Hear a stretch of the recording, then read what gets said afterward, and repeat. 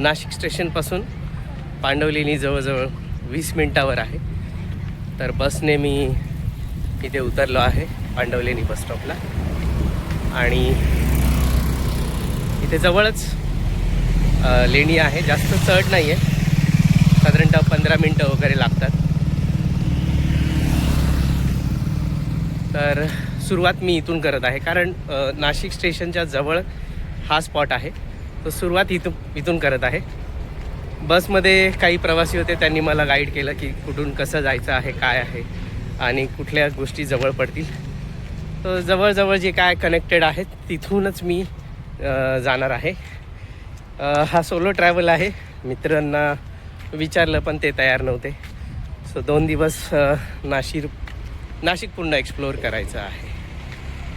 So इथून हा entrance आहे आणि खूप साऱ्या गाड्या मागे लागल्या होत्या आणि हे चढत इथून असं जायचं आहे. सो मला थोडासा थकवा वाटत होता कारण सकाळपासून काही खाल्लं नव्हतं. सो मी रताळी घेतलेली पार्सल, ती रताळी खाऊन घेतली इथे बसून. सो चढायला पुन्हा सुरुवात करत आहे. या अशा पायऱ्या लागतात. खूप निसर्गरम्य ठिकाण आहे. मी रस्त्यावरून पण येताना बसने बघत होता आजूबाजूला. खूप छान अजूनही झाडं इथे आहेत. खूप पीसफुल वाटतं मुंबईपेक्षाही.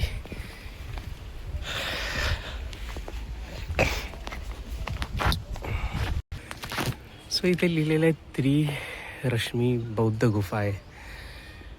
One of the oldest Buddhist caves, 2nd BC to 5 BC.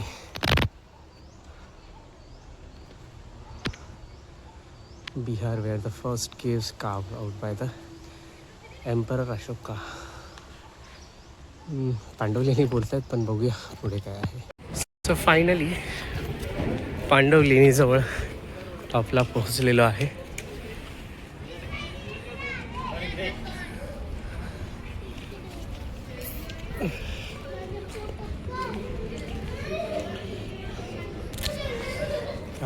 आतमध्ये जाऊन आपण बघूया कसं बनवलेलं आहे. छान थंड आहे दगड. हे आय थिंक राहण्यासाठी वेगवेगळे रूम्स बनवलेले आहेत आणि आवाज सगळा घुमतो आहे इथे.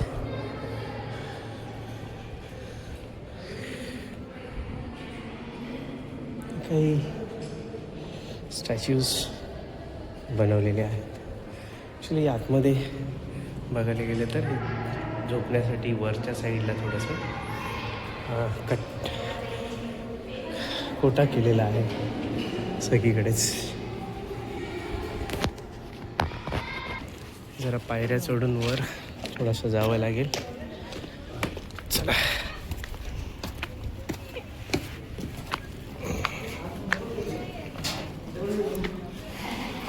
ही तर बुद्धांची मूर्ती आहे.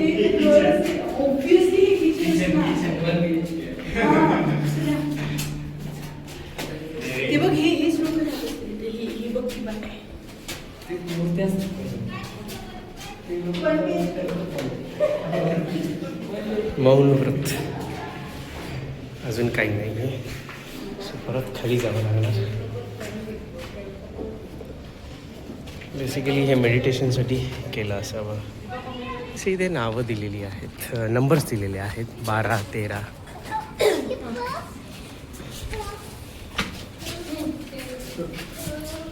बेसिकली राहण्यासाठीच सगळं सेम पॅटर्न इथे सगळीकडे फॉलो केला गेलेला आहे. काही वेगळं असं दृश्य नाही आहे इथे.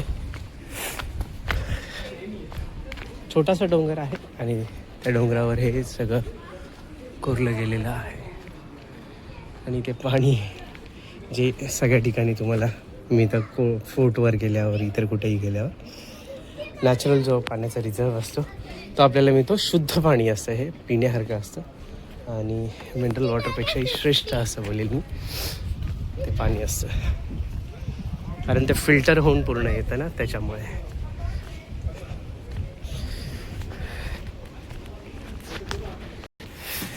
यांना पांडवलेणी का नाव दिलं गेलं आहे मला काही कल्पना येत नाही, कारण हे सगळे बुद्धांच्याच पोजेस आहेत, मूर्ती आहेत ज्या दाखवलेल्या आहेत इथे.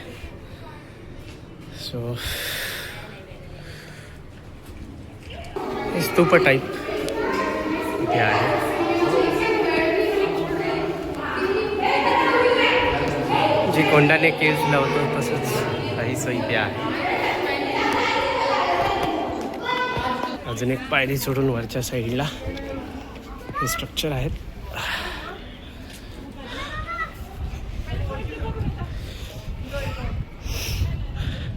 ट्रेनमध्ये सीट रिझर्व नव्हती, त्याच्यामुळे जनरल डब्यातून मी आलो आणि जवळजवळ 2.5 तास उभं राहून नाशिकला पोचलेलो. आणि त्यानंतर एवढं सगळं वर चढणं कठीण जात होतं. But still it's not that much tough task for me, कारण या गोष्टींची सवय झालेली आहे. या सगळ्या बुद्ध लेणीच आहेत. आणि शेवट हा नाशिकचा सुंदर नजारा. बहुतेक बिल्डिंग इथे मला व्हाईट कलरमध्येच दिसत आहेत. तुम्हालाही दिसत असेल बघा, छान नाशिक शहर इथून दिसत आहे.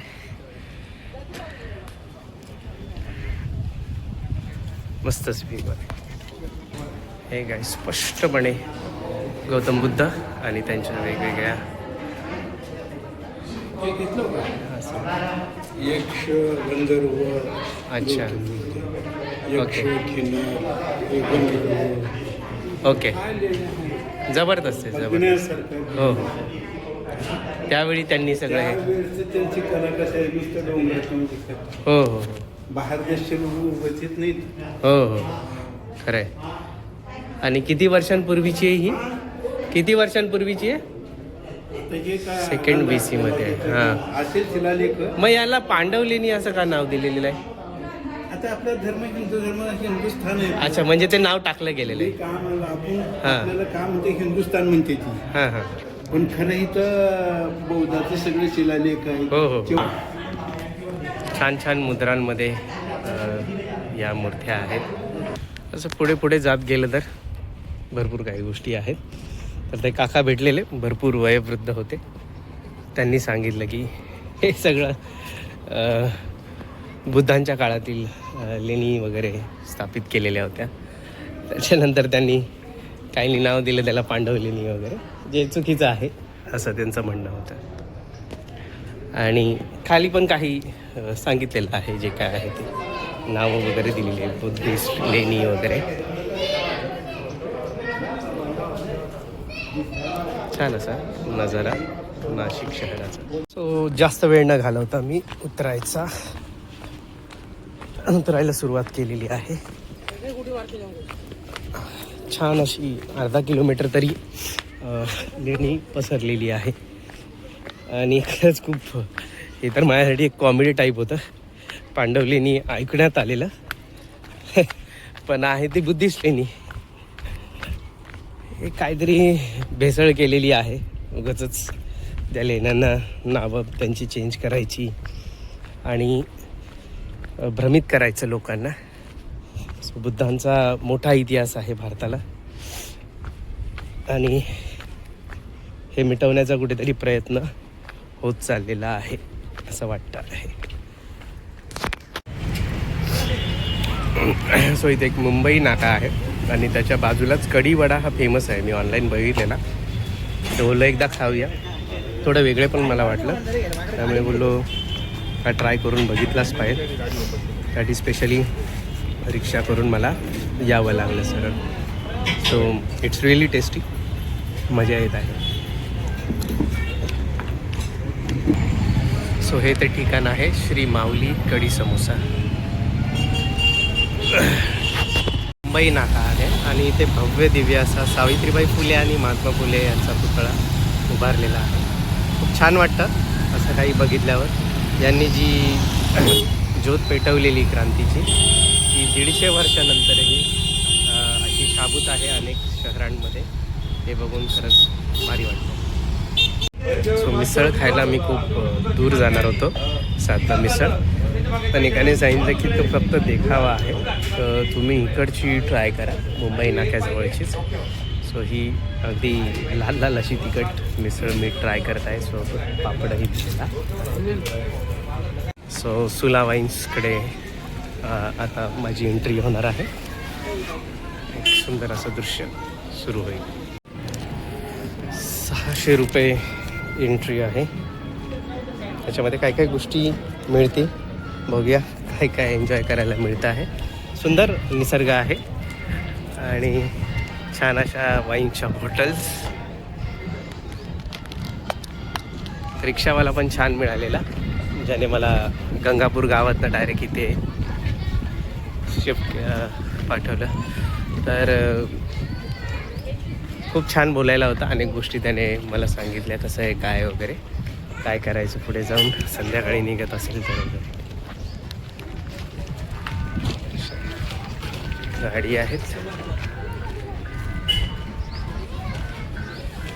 Wow, nice. द्राक्ष येत आहेत, पूर्ण नाही आहेत, पण ही काही द्राक्ष पहिल्यांदाच मी हे बघत आहे. द्राक्षांची बाग छान यांनी बनवलेलं आहे सगळं.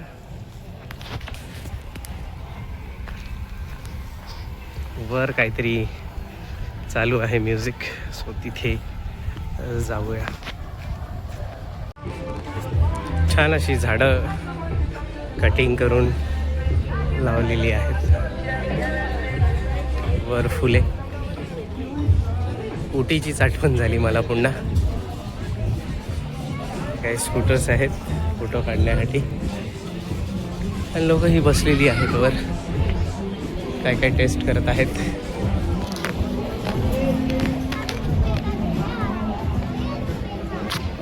सो हे आम्हाला इंट्रोडक्शन देत होते, त्याच्यामध्ये या सगळ्या वाईन्स आम्हाला दाखवत आहेत, प्रिझर्व केलेल्या आहेत वेगवेगळ्या. छान वेगवेगळ्या मशीन्स, कसे द्राक्ष क्रश केली जातात आणि त्याच्यातून कशा काय गोष्टी पुढे प्रोसेस होतात, आणि मोठे मोठे कंटेनर आम्हाला दाखवले गेलेले आहेत. असे वेगवेगळे नंबर्स याला दिलेले आहेत. 23, आय थिंक हे 2023चं आहे.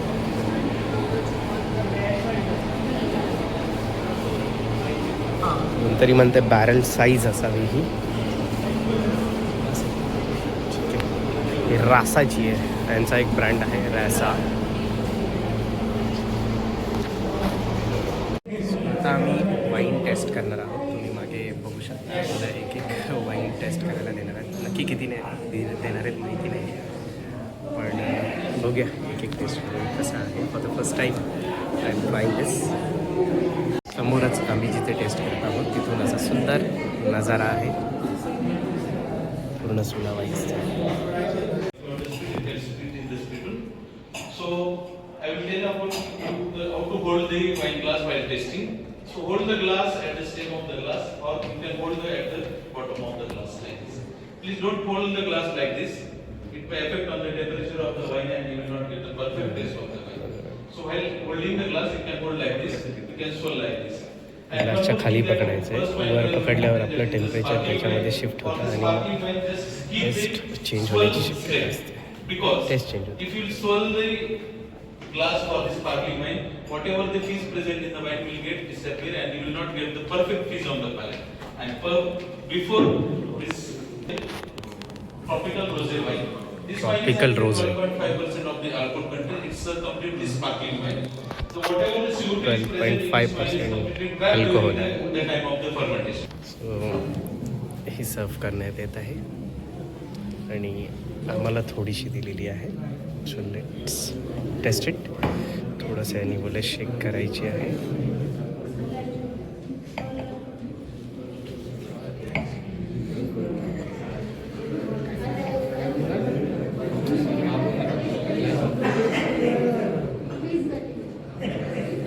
Let's taste.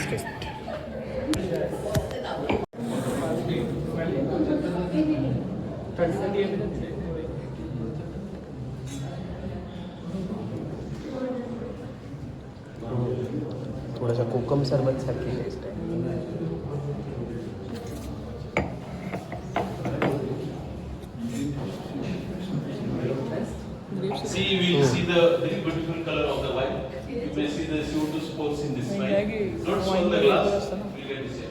Just snip the wine. Skin वगैरे काय ते Just pour the first glass. Nice. The grape variety for this wine which is used is that is the Chenin Blanc grape variety which is used in this brand. This wine is partially aged in the barrel. After that, the oak barrel fermentation, the wine is wrapped in the one tank. Next and then wine. the composite snip. So next wine came. You will get freshly cut pear It's like aroma. watery. You may get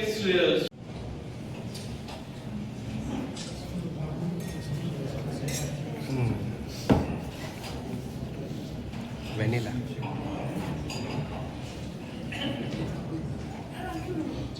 this brand. It's a rosé wine. It's not Very aged in the barrel. It's a plain rosé wine. Next wine. Third. Alcohol content of this wine is 12.5%, and it's a semi-sweet wine. For the red wine, we are getting the taste like a spicy note, like a sweet spicy note, dark chocolate, like cinnamon, like this taste we will get. The brand that we will taste, this is the Assam. This wine is 14%. It's a complete dry wine. Biscuit खायला दिलं थोडंसं taste change होण्यासाठी. French oak barrel and American oak barrel wine. French and American oak barrel. So this red wine came. Let's taste this. After tasting this wine, you may red wine. Cabernet Sauvignon is the grape variety which is used in this wine. Cabernet Sauvignon is having some typical character, like a Parisian character. It gives after the wine making. So that Parisian character and capsicum-like character, that herbaceous character, we don't need in the wine actually. So थोडासा लफडा झालेला आहे. दोन गुजराती आहेत, ते म्हणतायत आम्हाला सगळ्यात वाईन द्या टेस्ट करायला, आणि ते लढत आहेत. जो प्रेझेंटेशन देणारा होता, टेस्ट देणारा होता त्याच्याबरोबर. सो वाद जोरात चालू आहे की आम्ही 600 रुपये भरलेत, आम्हाला सगळ्या वाईन टेस्ट करायला द्या. तरी त्याने एखादी दिली. पण कसं असतं, इतने पैसे में इतना ही मिळत आहे असा रूल असतो, पण यांना ते कळणार नाही. नाव इट्स टाईम टू एक्झिट. जरा बरं वाटलं वेगवेगळ्या वाईन्स टेस्ट करून. थोडीशी झालेली पण वाटते आहे.